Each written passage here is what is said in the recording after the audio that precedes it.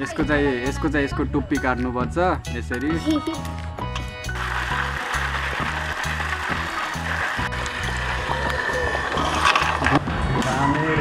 दामी rainbow. Oh my god, rainbow यता जाउँ।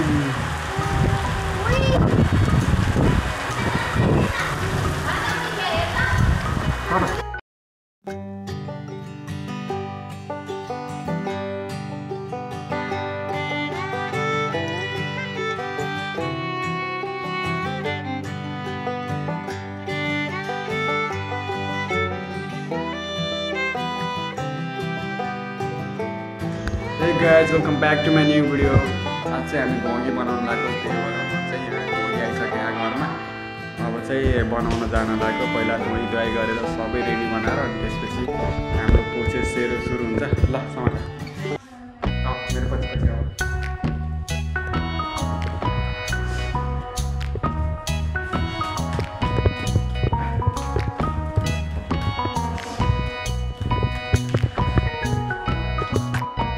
हाम्रो यहाँनिर सुरु भइसक्यो। भोगी यति धेरै छ यहाँनिर।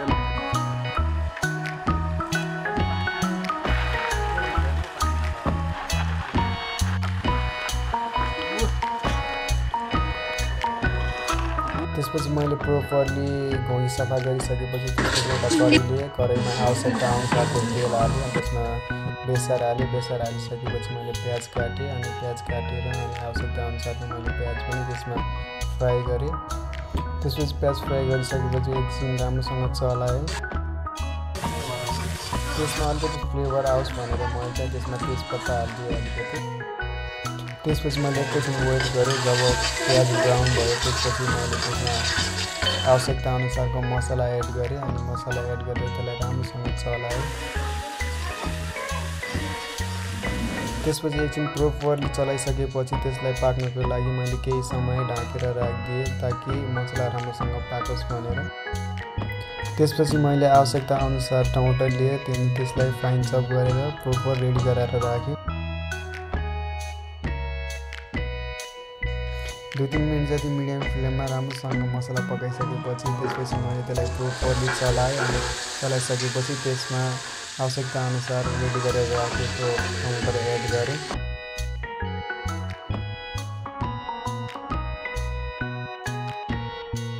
त्यसलाई मैले प्रोपरली चलाएँ। चलाइसकेपछि आवश्यकता अनुसारको नुन एड गरेँ।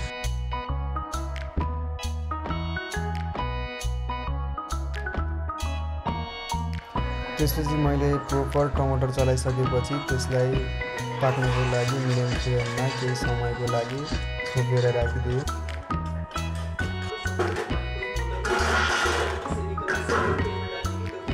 त्यसपछि 5-7 मिनट जति टमाटर प्रोपरली पकाइसकेपछि त्यसलाई ओपन गरेर मैले घोगी एड गरेँ। त्यसपछि एड गरिसकेपछि प्रोपरली मिक्स गरेर फेरि त्यसलाई 5-7 मिनटको लागि मैले थालले छोपिदिएँ प्रोपर पाकोस् भनेर। 5-7 मिनट पकाइसकेपछि आवश्यकता अनुसारको पानी हाल्नुपर्छ जसले चाहिँ घोगीलाई जुसी बनाउन हेल्प गर्छ। त्यसपछि 2-3 मिनट जति हाई फ्लेममा पकाउनु पर्ने हुन्छ। यता बाहिरपट्टि यस्तो राम्रो इन्द्रेणी बनिरहेको छ यहाँ रेनबो।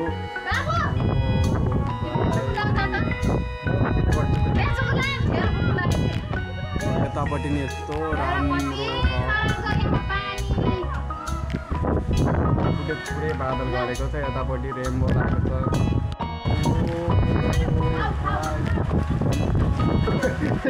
पानी पर्यो। यतापट्टि राखा। ओ माय गॉड, रेनबो यता जाउँ।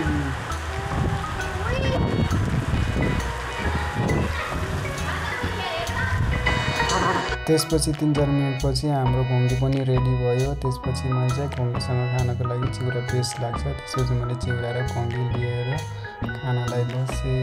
फर्स्ट बाइट हान्दै थिएँ, एकदमै मिठो लाग्यो मलाई चाहिँ। त्यसपछि मैले घोगी तान्न थालेँ। तानेपछि एकपछि अर्को गर्दै तान्दै कति खाएँ भन्ने कुरा ख्यालै भएन।